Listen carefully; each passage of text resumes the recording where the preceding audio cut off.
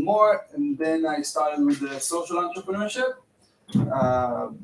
Co-founded the youth political movement of one of the biggest parties in Israel, and line of rock concerts. And then I went into tech entrepreneurship. I failed with two attempts with two startups, one in the sport field and the other in the fintech. So I tried another one and I failed with it as well. Though I was pretty young and I knew that I probably would not succeed. I just wanted to gain real experience by working on actual things. And through those few years that I was working on these startups, I got well connected in the tech ecosystem in Israel, and co-founded Rishon Tech, which is the entrepreneurship in the startups community of Rishon and City. Then I started to write. I had a blog on entrepreneurship, and I was writing about technology in a tech magazine. Then I joined the military. I spent a few years in the Israeli Air Force at the innovation department of the Air Force. Then I moved to the IDF's planning. Then I did a fellowship with Dr. Peter Diamandis. He's the founder of Singularity University and the International Space University, X Prize, if you're familiar with these kind of things.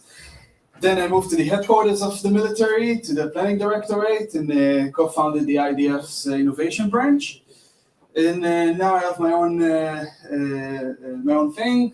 We're in stealth mode right now, with 4 people and growing. It's called Mu. It's in the same field of corporate innovation.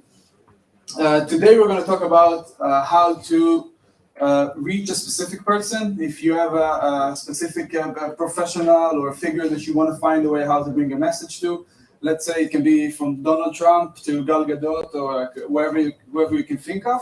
How can you find the path to get the message to him? Second is how to find a kind of person. For example, if I want a financial advisor on the Chinese markets that also speak Russian, how can I find someone that's relevant to what I need? Third, how to approach in a way that will lead to cooperation. And fourth, how to create a situation in which people will reach out for you and will look up for you. Before I start, a few disclaimers. This talk doesn't take in consideration cultural differences. It fits very good to like Israeli mentality and maybe US, but I think some of these concepts can fit to a lot of other cultures as well. Second, I like talks to be a conversation, like a dialogue, not a monologue. So feel free to join, to interrupt me, to add your stories. I think it enriches the conversation. And let's begin. Does any of you familiar with this guy?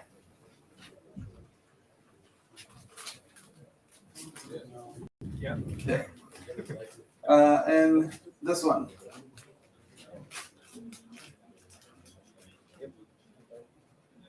Do anyone of you know what's the connection between them? Israel. She's from Israel, but he's not. Both actors. The both actors, right? More specifically, though.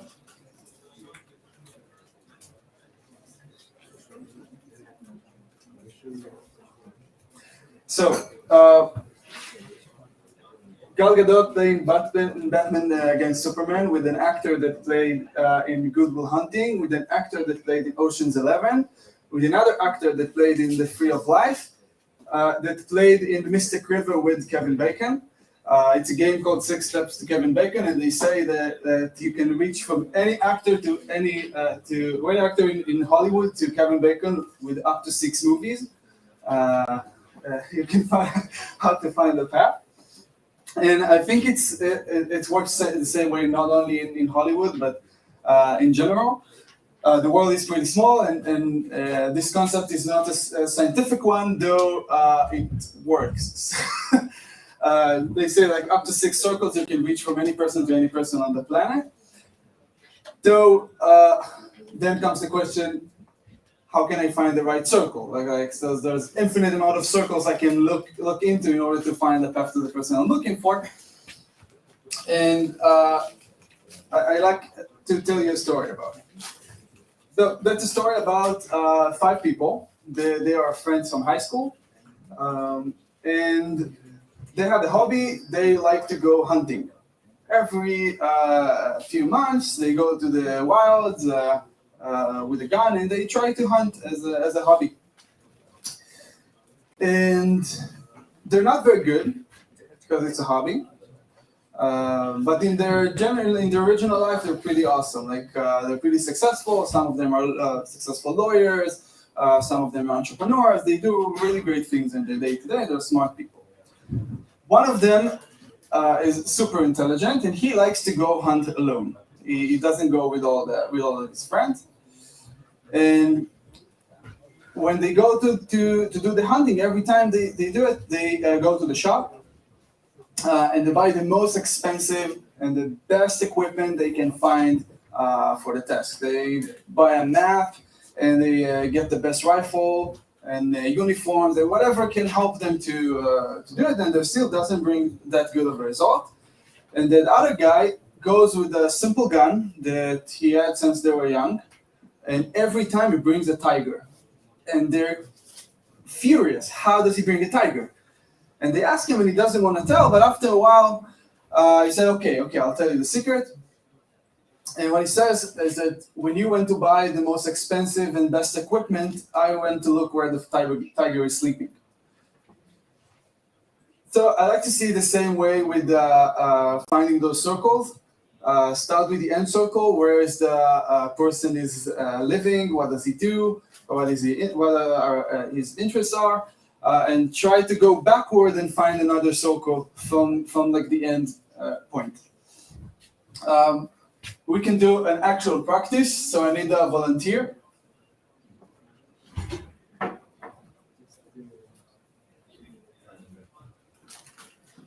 Come on.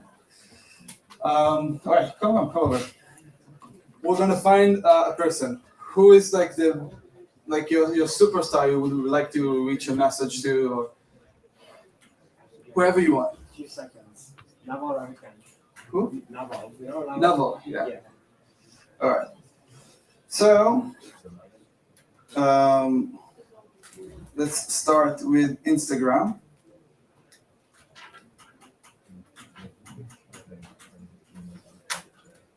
Naval.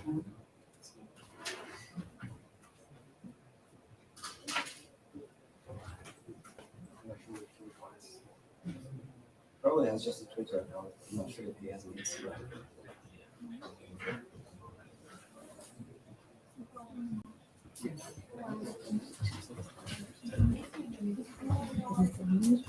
Okay. Let's look at Twitter.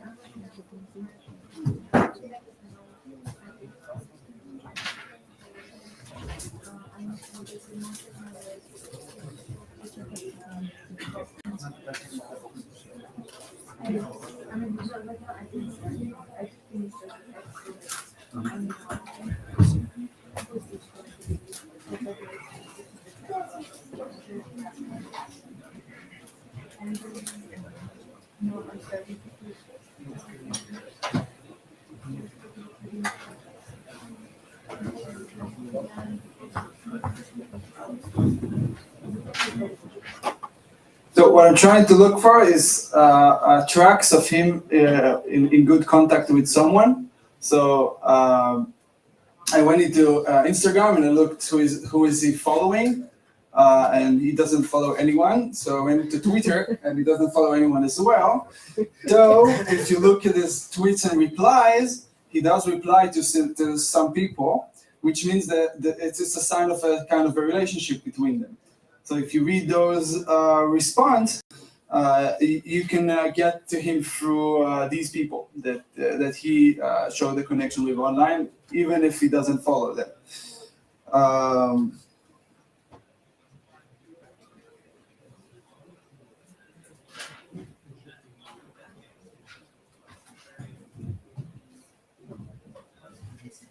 All right, let's try another one. Elon Musk. Okay. I think he deleted his social media, right? My example is funny. I have another idea. How can I reach Elon Musk?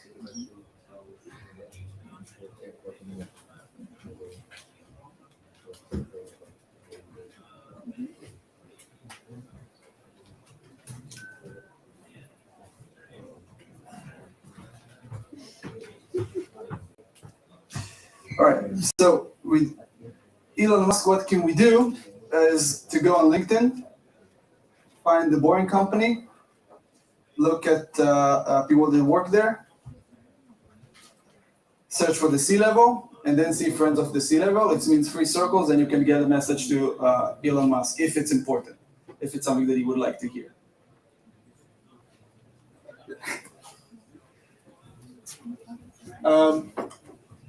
That's an example of how I did it with Tony Robbins. If you're unfamiliar with Tony Robbins, he's a coach and a businessman. He has 12 different businesses that run $6 billion a year. And when I was 17, I really wanted to go to his conference in London, and I didn't have the money. So I thought, how can I do it? How can I get the ticket? And my line of thought was, if I find someone that sees enough value of sending me to the conference, I might get a ticket. And the first person that came into my mind is Tony Robbins, because he's already rich, and he did not expect me as a 70-year-old kid to have money to fly to the conference. So if I'll find a way to reach out to him, I might get a ticket.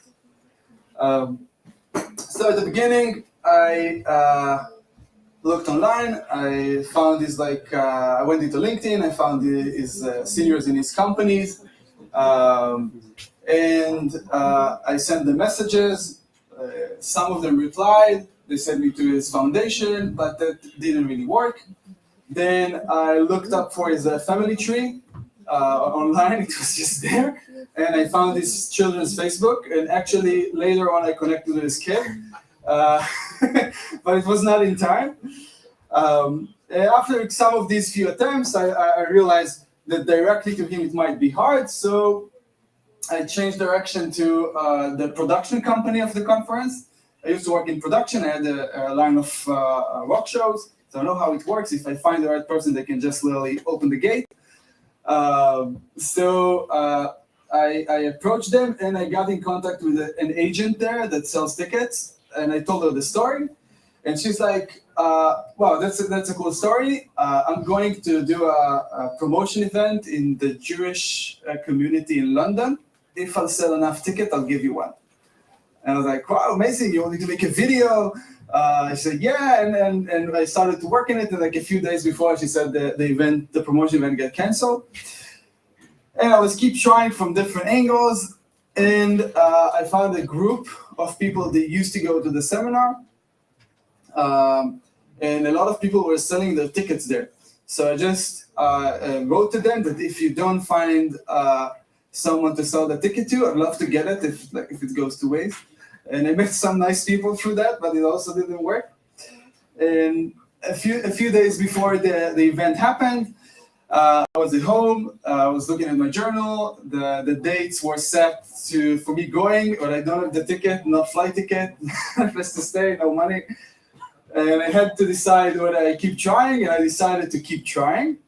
And a few hours later, in the same group, there was this lady that posted this post that she bought a ticket for her daughter, and she won some sort of cheerleader contest, and she can't come. And instead of selling the ticket, she wants to give it to someone. And I immediately thought, wow, this is my opportunity. I'm going to get it. So I looked into her Facebook, and I wrote her a message. She didn't answer. And then I wrote down the comments with like 200 other people that wrote why they should be the ones that get the ticket. And they had really hard stories. I didn't have any hard stories. Like people were sick, they lost a family member, like really hard things that I was far from. And a few hours have passed. I went to sleep. I didn't know what's going to happen. And I woke up in the morning. I think it was like 10:40 in the morning to get this message. Oya, you're ready for London. If you want, the ticket is yours. That's a woman from Sweden that I never met in my life. They gave me a ticket worth around 1,000 euros for free through internet. And a week before, I just took a flight and I met her there. She's awesome. And it's really a fun experience.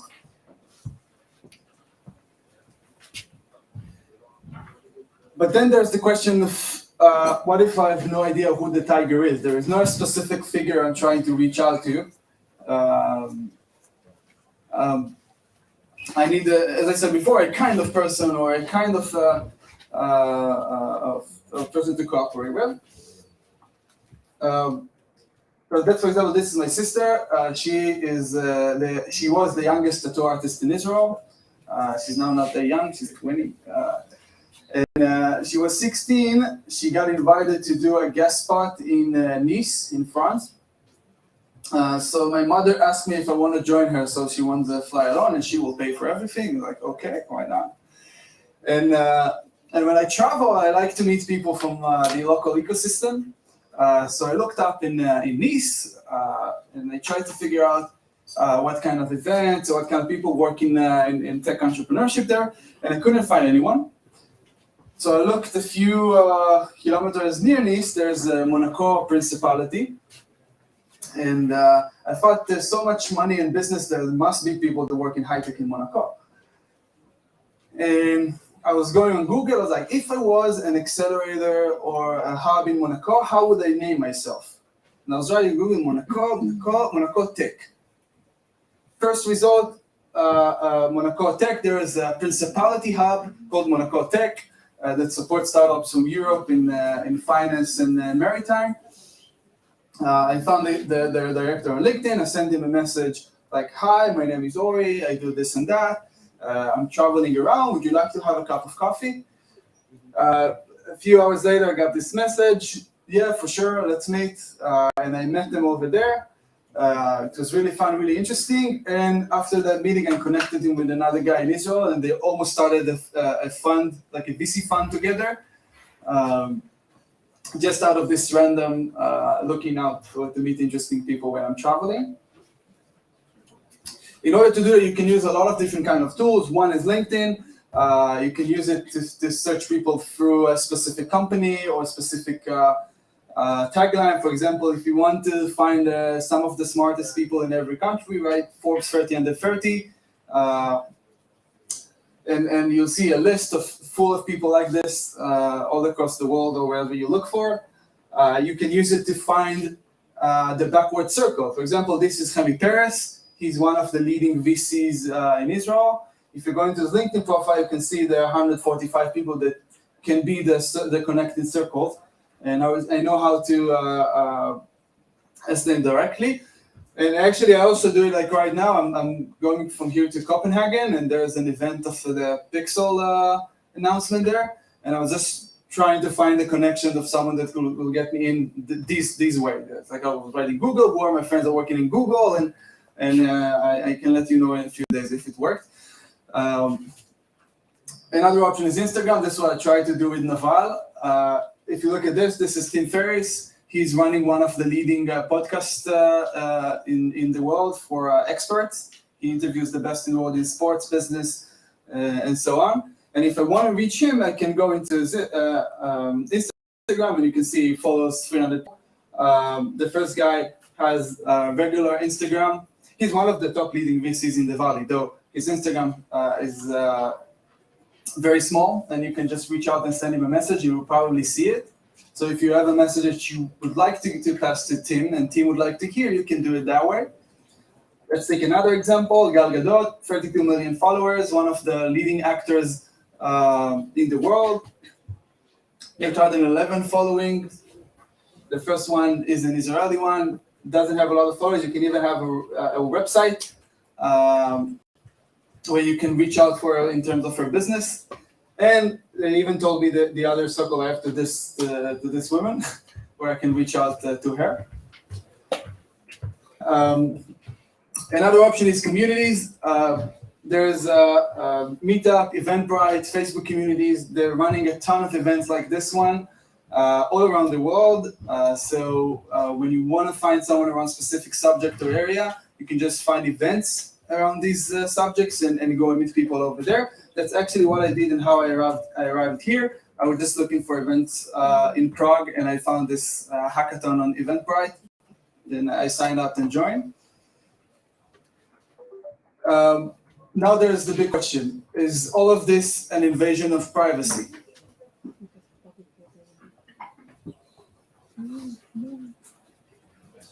No, it's not. No, it's not? Because it's publicly available profiles. So Right. you can do. Yeah, so this is information that we decided to give these companies and to share with the world. And you can use it for bad, but you can use it for good. It's your decision how to use the information. And if I take this information and offer people stuff and offers that they want and they would like to get, I'm doing good with the information that they shared online. And this is only going to grow. These kind of slides are usually not very accurate, though the trend is. It shows how many people were connected and will be connected to the internet in the next few years, and the other half of the globe is going to join. Now it's very easy for me to find events in Prague because I write in English, but if I go to Africa or China, it won't necessarily be that easy. Though in the next few years, many different countries are going to get connected and will be more approachable and leave more footprints that we can follow in order to find them. And that leads me to the third section. What's the right way to approach?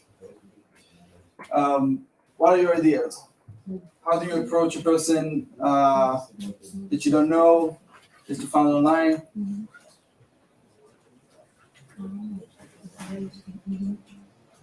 Try to find a mutual interest. Try to find a mutual interest. Yeah, or a group. What else? More ideas?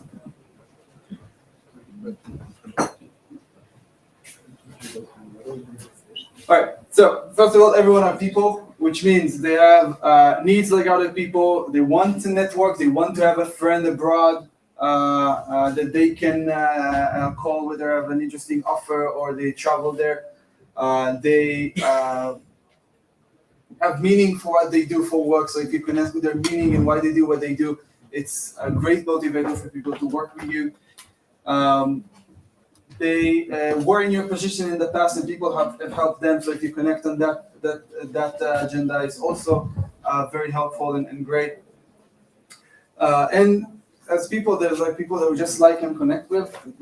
Some of them becomes our friends, so we can just connect with that. Now, I'll go to actual messages I've sent, both through cold approach, where I don't know the people at all, and some with the warm approach that I did have an intro. This is when I was 20. This guy is running one of the biggest coffee places, coffee network in Israel. They have like 80 or 100 places. It's like Israeli Starbucks. And I listened to a podcast that he was talking in, and I thought it would be very interesting to talk with him because coffee business is really hard. There's slow margin, and it's hard to find your differentiation. And I thought it would be interesting. So I sent him a message. Hi, I listened to your podcast, and I'm really curious to learn more about your crisis and ideas from your story as an entrepreneur. I'm young. I do blah blah blah blah blah. And I'm approaching because the reason I do good is because I learn from people that arrive to a destination I want to be in the future. So if it fits, I'd love to have a quick cup of coffee wherever it's comfortable for you.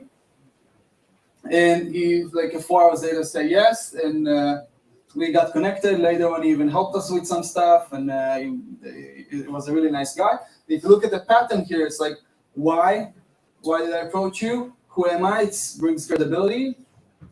And if it's fit, I like to see for a quick cup of coffee whenever it's come for you. It gives him a way to get out if he doesn't like the meeting. Eventually, most of them met with me in places that are comfortable for both of us. And it was at least an hour. Some meetings took even more. This is a similar one with the publisher of Forbes in Israel. He was in the past, he had another story, I read it online, and I asked him a question about this specific story he had. Same pattern, worked very well. This is from recently. I went with my partner to Hungary, to Budapest, and we went for a vacation, not for business, though we thought it can be interesting to meet people. And we just drafted this kind of message. Hi, friends from the future was the headline. Hi, me and my colleague are here for this and that. We want to meet because of that. Both of us is gain credibility, quick cup of coffee, and 50% of the people we sent them those messages responded. This was a great meeting. Even had a few follow-ups. This one didn't happen eventually, but he was a chief innovation officer of a bank in Budapest. By just sending off a message, a lot of people agreed and liked to meet us. So the bottom line is in cold approach, you need to send a concrete request that the other person on the other side will find valuable. Because the thing is, when they decide to meet with you or not, they're risking their most important asset, which is time. So you want to lower the risk, but you lower the risk when you're concrete, when you give them reason to find you credible. And as much as you can lower the risk, the bigger the chances that they will meet with you. Then we ask, does it only works when you approach on behalf of the Air Force Innovation Department or a big company? And the answer is not necessarily. This was at the same time that the thing with the conference of Tony Robbins happened. This is a message I've sent to a billionaire that I was following on Facebook. It's with like broken English. It's even a bit before that, like 16 over there. And it's pretty similar. This is who I am. I follow you, blah, blah, blah. And I ask him for a tip or advice or something to give me from his perspective. 2 weeks later, he answered. He recommended the book, and we started to stay in touch. We exchanged a few messages along the way, and this was a very helpful for me. Now there's the question, if it works when you pass 20, when you're not that young kid that everyone wants to help because you're young. And that's a message I got from a startup that work in corporate innovation field when I was in the IDF planning directorate, where he has a system for innovation managers. He wanted to get feedback whether his system is good or not, and it fits my needs or not. I don't know at all. He sent me a message without any direct connection. Though if you look at the way he designed the message, he said, hi, I'm starting a startup, blah, blah, blah. We're friends at this kind of Facebook group, which is a Facebook group for innovation managers, so it gives him credibility. He asked for a quick call of 15 minutes. It's specific. I can, after 15 minutes, say I have to go and it will be okay. I don't feel obligated to do more than that. And I want to learn about your needs. If it's okay, I would like to talk with you next week. And I answered, I talked with him. We talked for 40 minutes, not 15 minutes. It was a great talk. We even stayed a bit in touch. And I think this is thanks to the way he designed the message. Now a bit of a warm approach. This is the CEO of WeWork in Israel before they crashed. We were building new fighter squadrons in some of the bases, and the person that was planning that asked me whether we can advise with their architects. free work. So I just send him a message. Where have you met? You got my email from this and that. We want to build these kind of servers. We'd love to advise with your architect. What do you think? I think it'll be really fun and a great way to influence the defense of Israel. Thank you very much. He answered quickly later. He added his architect. We connected them. It's super easy. And work people really love to help. And it's kind of the same. So what helps with warm approach is just that you have more credibility. So it's less risky, but you still need to find a concrete ask that the other person would like to proceed. And that brings us to how do you find a valuable proposition? What do you think?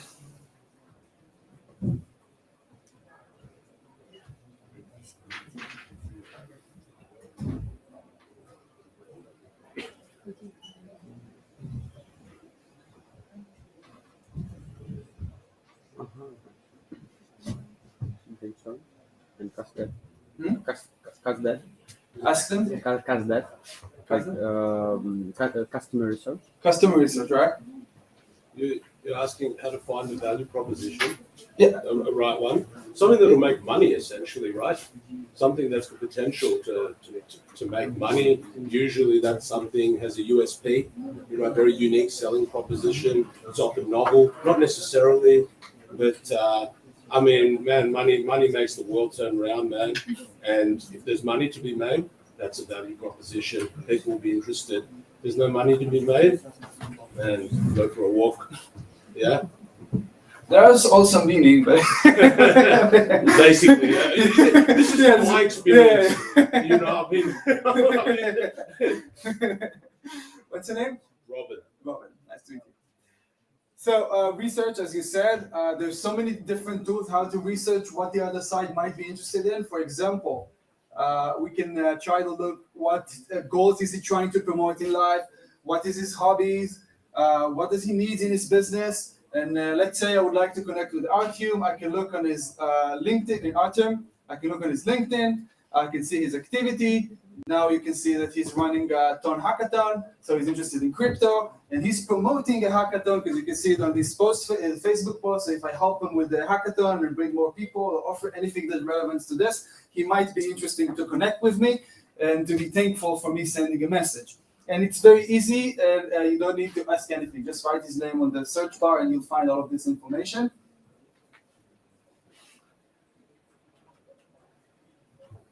What leads us to how not to approach. One is do not call with direct phone calls to busy people. It's disrespectful. There's WhatsApp, there's Telegram, send a message. A lot of people call, and if you find the person in a bad timing, he might doesn't even want to listen, and you lost your opportunity immediately. Where in a WhatsApp message, they probably would read it all, and then decide whether to help you or not. Second is do not approach with vague requests or unclear call to action. Don't approach with like, I just want to meet because it's interesting, or try to be more concrete on what you want or you want to get out of the meeting. Someone with an unclear ask is it's a risky meeting. You don't know what is going on there, if it's going to waste your time or not. And third, without preliminary research, if you show that you researched before the meeting, it's a big sign of credibility. And questions so far before I move to the last part? Or add-ons you want to say from your life that you think can be relevant to the group as well? You want to add something? Yeah, I've got an add-on. So, look, I'm nearly 40 now, but when I first started in this area, the confidence, like to actually pick up the phone and ring people, and often just that stutter is enough to lose someone, right? So you have to have that confidence when you speak.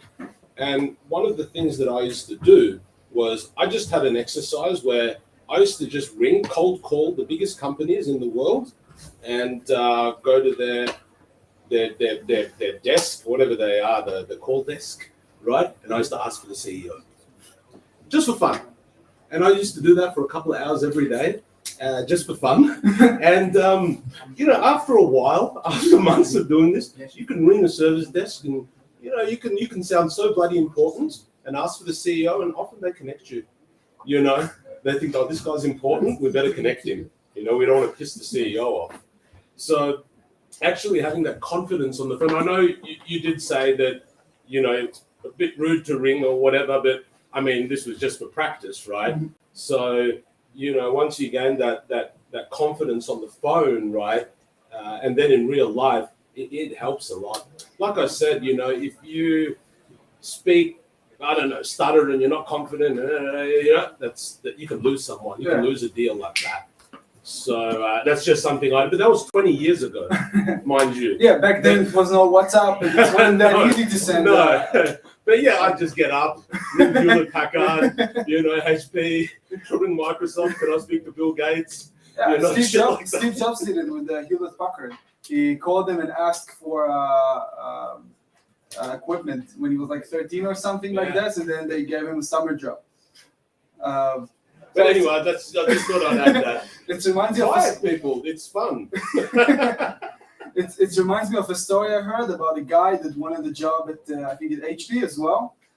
So he just took his CV, he put it in a $50 UPS brown envelope and sent it to the CEO. And when the reception get the brown, thick $50 UPS envelope to the CEO, they give it to him. Yeah. Yeah. Of course. Yeah. All right. Thank you. Are there any more add-ons, cool stories you want to share with everyone? All right. So let's move to the next part of how to create a situation that people will reach out to you. The big thing here is relationship development. Connection is not a relationship. A lot of people don't see the difference between these two, but I feel like connection is very low level, kind of thing, while relationship is a much deeper one. It's for the long term. It's something that goes along with you for a long path. I feel like relationships have trust, mutual affection, and you can find common goals and agreements with these people. That's why you go for a long, for like looking to the future together, and not only to know each other. And I like to see it in like these three stages. The first stages is the easy one. It's a line of communication, which means I can send him a message, and he will probably answer. That's it. He knows who I am. He will get my message. He will look at it. And with the busy people, that's a lot. Being able to send them a message that they will consider. This is the first stage. The second stage is a common goal, which means I have an ability to connect with the guy or with the girl, and I have a reason to do it that they want me to connect them, to contact them about. So it can be everything from like, I want to help you with your startup. Let's send our kids together to soccer. Like it could be whatever you want. The thing is that it gives you a reason that both sides wants to communicate about, which when you get enough of these common goals, you get to a relationship where the connection, the connection itself with what you bring into it is the thing that keeps it alive. And I'll give you an example. When I was in the military, I used to volunteer with the IDF spokesperson unit. That when they bring visitors from abroad, they want to meet soldiers. I visited to like represent the military in front of them. So once we got a visit of the governor of California. He's now the senator of Florida, not California, of Florida. Rick Scott, in a restaurant, fancy restaurant in Israel, and we met. And I wasn't even sat near Rick during the meal. I sat with other people. But before the meal, I researched a little bit about what interests he's interested in, because is a politician, so there's a ton of information online. And at the end of the meal, we had like a small talk outside of the venue about Cape Canaveral, the space launching area in Florida. And he told me right away, yeah, if you come to Florida, take my number, send me a message. I'll ask them to let you in and to see a launching. Like, wow, amazing. And we talked a bit about Israel, and he's a big supporter of Israel. So I asked him, are you familiar with Amir Keren, which was my previous department commander that became the defense attach in Washington? He's like, no, who is it? Like, he's the deputy defense attach in Washington. I'm like, oh, wow, interesting. I'd love to meet him. I'm a part of the Army Committee in the Senate, which is a very valuable connection to a defense attach. So I said, all right, great. I took his secretary number, and we had a line of communication and a common goal. I want to meet between them. So I sent her a message. Hi, we talked at the meeting. I want to do the introduction between them. And they kind of threw me around between secretaries of both of them. But a few messages later, it clicked, and they met. They met also with the Israeli ambassador. And they said it was a great meeting. I have no idea what happened there, but the fact that out of this small talk they created a connection makes it very fun. And the cool thing about it is that now both of them have later stages on this path with them. So Rick now know that I connected with the defense attach. And that I'm in the innovation field in the military. So when I approach him the next time, it's not just a blind person that asks for something, because we already created I brought in value before I even got anything out of it. Last concept, before I go to an end, I call this the circles. We talked at the beginning about the 6 circles to connect a person. I think it has a bit more dimensions than just circles. One is social circles. Second is trust circles. So, for example, if when I came here to this event, I got into the social circles of people that are into crypto from different places, and I kind of got into this community, which means I'm exposed to information, to mindset, to different things out of this group. Trust circles is when you have, for example, in the military, when I created a trust relationship with the Brigadier General, and we became almost like colleagues, he easily could have connected with all the others senior commanders, because they trust him. I'm part of his group right now. So you wanna get on top of these different dimensions, and that's an example of a story. This is how I got into the fellowship with Peter Diamandis. I like to add some planned randomness into my life, and I joined his mailing list to get into like the social circle. And in the mailing list, there's like 2,500,000 people in the mailing list. And I got those emails every week or so. And then in one of the emails, they sent this.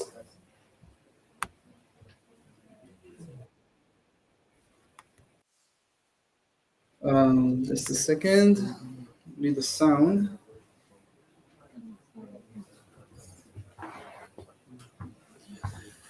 Is there probably HDMI? HDMI Yeah, cable. but the HDMI is here. Oh,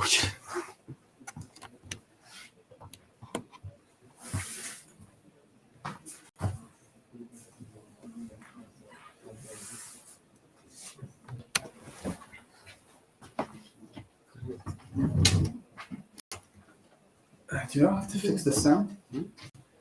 fix the sound? Yeah, it doesn't work here. You want to play here? Yeah. I think it should work, no? Doesn't look at the speakers. I'll send you the link. Yeah, great. Has some outcomes video. It's all outcomes. Outcomes video itself.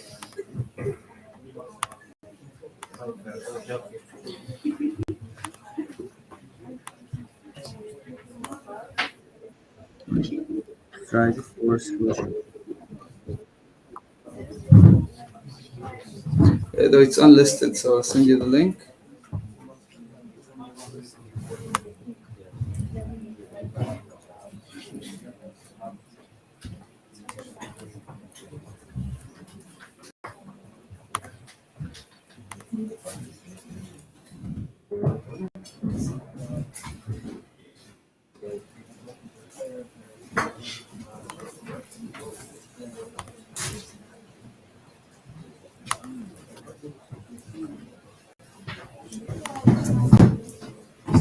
It's tried. I'll send you a link on Telegram. I cannot connect this PC. Okay. So never mind. All right, so never mind. We're having a bit of power with that. So the video said he's recruiting for a fellowship, 2 people that will come for a summer paid internship where they would work with him managing his 14 companies. And I couldn't do it because I was in the military, but the category for the internship was a course for 25 people from around the world about exponential technologies. And I thought the course would be very interesting, so I signed up, I sent them everything they wanted. And after a while, I got a phone call from a guy from New Jersey. He's like, hi, Ori, yes, you signed up, yeah, blah, blah, blah. So you cannot come to the internship, right? I said, yes. So I said, okay, so you're in. We decided to add you to the course on top of the 25 people. And we did the course, it was super interesting. And that guy, his name is Max. I asked him if he want to grab on on a Zoom call just to meet each other because he was a really nice guy. And he's like, I have a better option. I'm coming to Israel. Let's grab a beer. I'm like, yeah, for sure. And if you come to Israel, I'd love to help you organize a tour. What do you like? What do you need to see? He's like, no, you don't need. I was like, yeah, what are your interests are? And he's like, okay, I'm interested in space. So I organized like a day and a half of meeting with professors from the university and the analysts of Startup Nation Central Space. So all of the Israeli startups that works in space. And he had so much fun that when he got back, he told the teammates in the XPRIZE Foundation about it. And they were about to come to Israel with a group of 30 people that has like 13 billionaires in the group. It's part of the lunar spaceship competition. So they asked me to help, and I helped them organize the trip and like the visit in Israel. And as part of it, the presentation.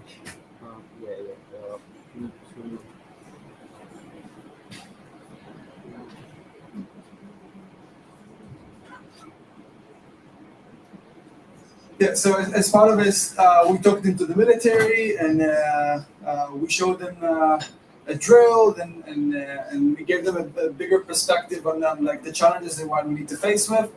And I got a lot of messages from them afterward that they did not expect it, and it was very good and it was super interesting. And that's it. So the message here is that I think the way to build relationship is to give value without conditions and do it a lot. And then when you need it, a lot of people are willing to be helpful and want to work and do things with you. That's it. Thank you very much.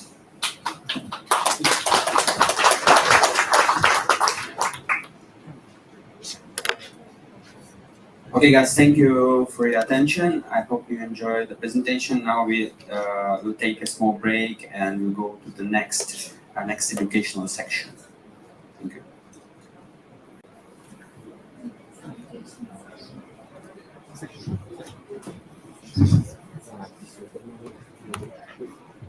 something? Of course.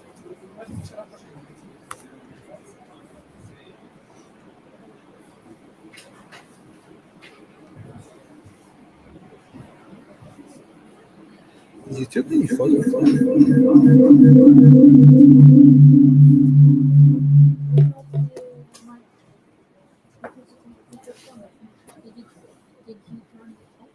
I might have.